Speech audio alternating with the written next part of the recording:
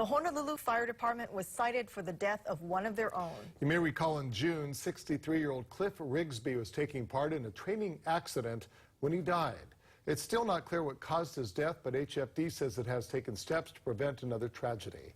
The fire department says Rigsby got hurt while training in rough surf off Diamond Head. He was on a sled being towed by a water rescue craft. He was then found floating in the water unconscious and died 2 days later. Alexander Zanes has more on the citations HFD received and the changes the department will be making going forward. Alexander. Howard, Marissa, the State Occupational Safety and Health Division issued HFD 2 separate citations related to the incident. And HFD says one of the citations has already been closed and corrected.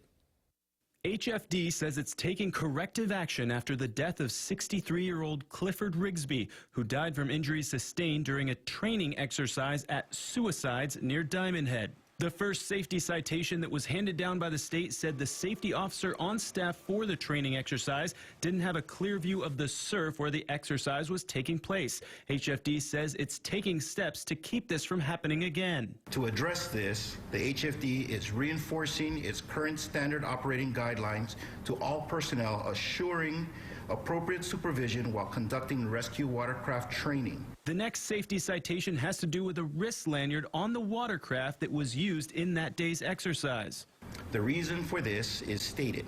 The employer did not replace or take out of service a Yamaha Wave Runner floating wrist lanyard, which showed signs of corrosion.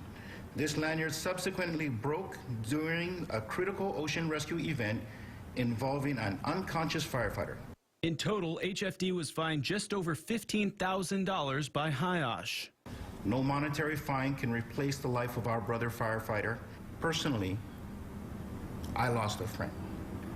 As a department, we lost a brother. And unfortunately, these events happen. And it is our duty to learn from everything that we can to make sure it never happens again. HFD says it's already checked all of its watercraft for faulty lanyards and replaced them if necessary. Those lanyards are meant to act as a kill switch if a firefighter has to abandon the watercraft. The HFD says that's not what caused Rigsby's injuries. The union that represents firefighters said today it still believes that watercraft should be phased out of use by HFD. Because we don't have the level of training that the ocean safety people get. So at a minimum, until ocean safety can take over this service, our firefighters need to reevaluate what our firefighters can and cannot do. And HFD maintains that Rigsby was not struck by anything while in the water. As of right now, HFD's rescue watercraft operations are still in effect.